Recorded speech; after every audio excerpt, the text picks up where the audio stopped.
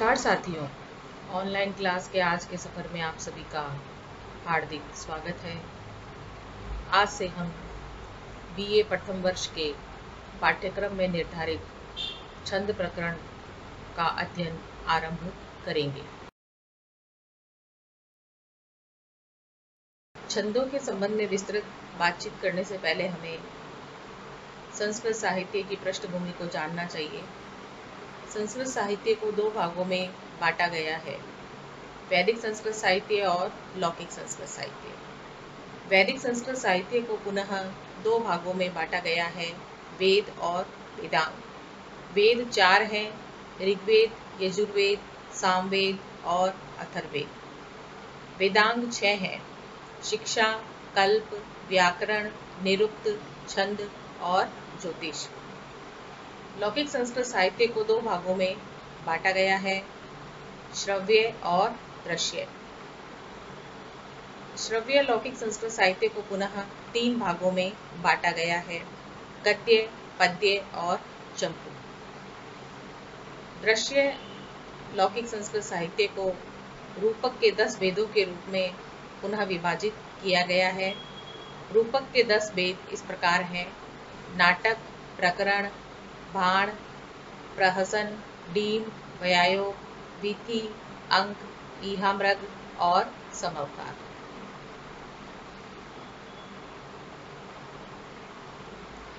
गद्य और पद्य दोनों काव्यों के लिए अपेक्षित उपादान है उनका सगुण होना, दोष से रहित होना और अलंकृत शब्दावली का प्रयोग करना।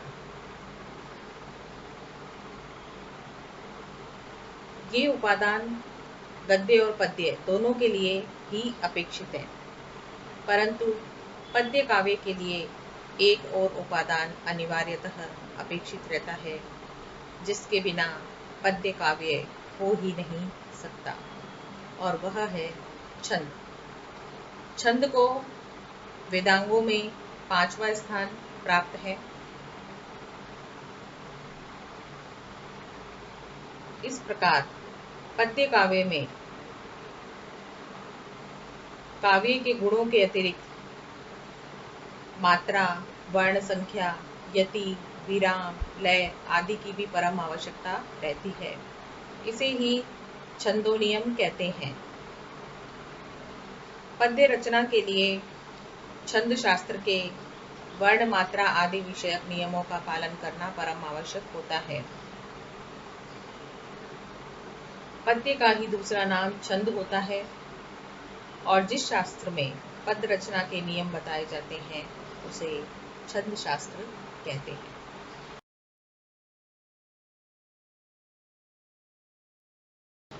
छंद शास्त्र के आचार्यों की परंपरा में आचार्य पिंगल का नाम सर्वप्रथम लिया जाता है।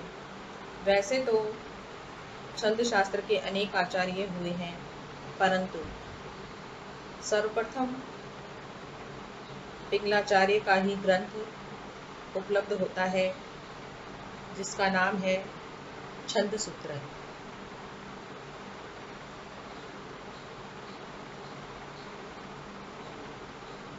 इसके अतिरिक्त छंद शास्त्र से संबंधित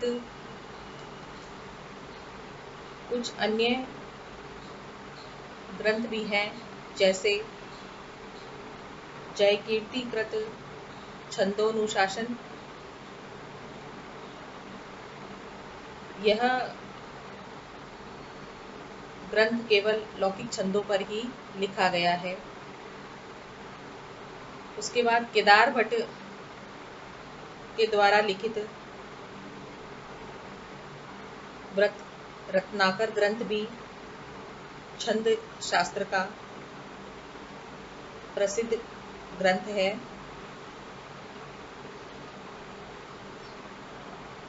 आचार्य क्षेमेंद्र ने सुव्रत तिलक नामक महत्वपूर्ण ग्रंथ लिखा है। किस रस का किस छंद में वर्णन होना चाहिए तथा किस महाकवि ने कौन से छंद का अच्छा प्रयोग किया है इत्यादि आलोचनात्मक पक्ष इस ग्रंथ की विशेषता है। शैलेंद्र ने इस ग्रंथ में छंदों के स्वरचित उदाहरण दिए हैं। उसके बाद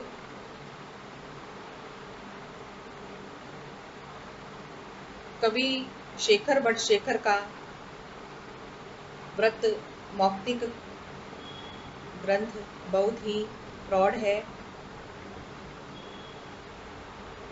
इसमें सेवैया आदि हिंदी छंदों का भी समावेश किया गया है।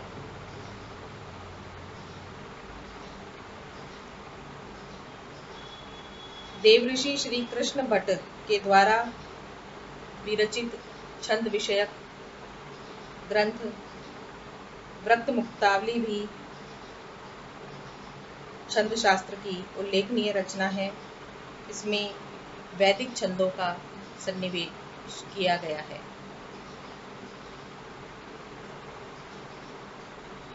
आचार्य हेमचंद्र के द्वारा विरचित छंदोनुशासन भी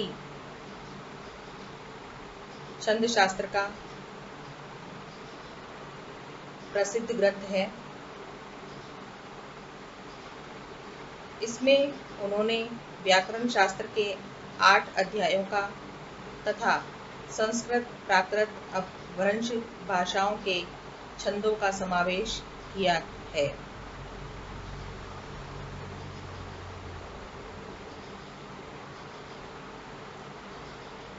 छंदोमंजरी गंगादास के द्वारा विरचित छंद शास्त्र का बहुत प्रचलित ग्रंथ है।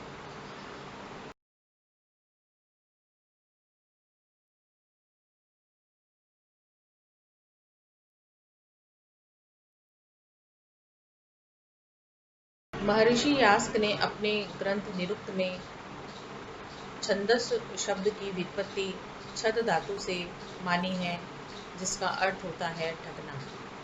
इसका निर्वचन है छंदांसी छादनात्, अर्थात छंद भावों को आच्छादित करके समष्टि रूप प्रदान करते हैं।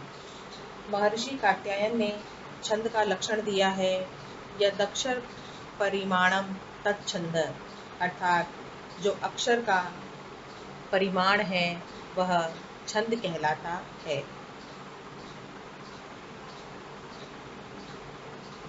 छंद की सामान्य शब्दों में परिभाषा देते हुए हम कह सकते हैं कि निश्चित वर्ण या मात्राओं को पाद मानकर रचे गए वाक्य या वाक्य के समूह को छंद कहते हैं। छंद को श्लोक भी कहते हैं। संस्कृत साहित्य के प्राचीनतम ग्रंथ वेद हैं। पुरुष सूक्त में वेद को पुरुष के रूप में माना गया है और उसके विविध अंगों को 6 वेदांगों के रूप में परिकल्पित किया गया है। इसी में ही छंद को वेद पुरुष का चरण कहा गया है। छंदः पादौ तु वेदस्य।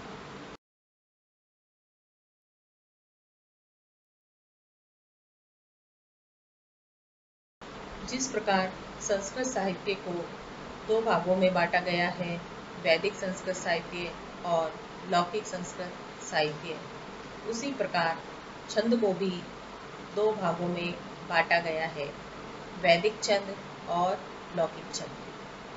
वैदिक छंद 7 हैं: गायत्री, उष्णिक, अनुष्टुप, बृहति, पंक्ति, त्रिष्टुप और जगति।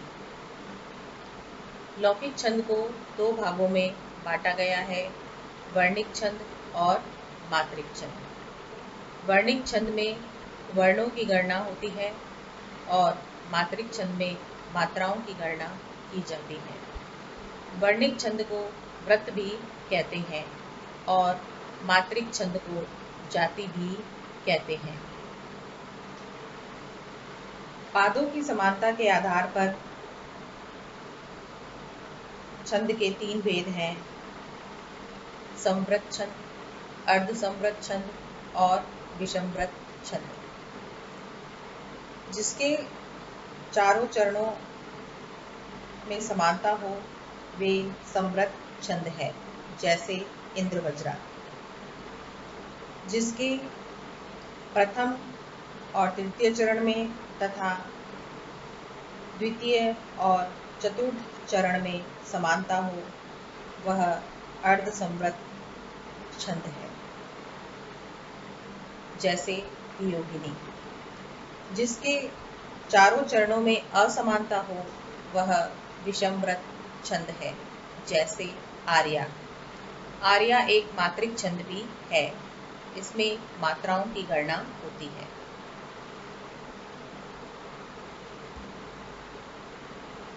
साथियों, आज इतना ही। अगले वीडियो में हम फिर मिलेंगे। धन्यवाद।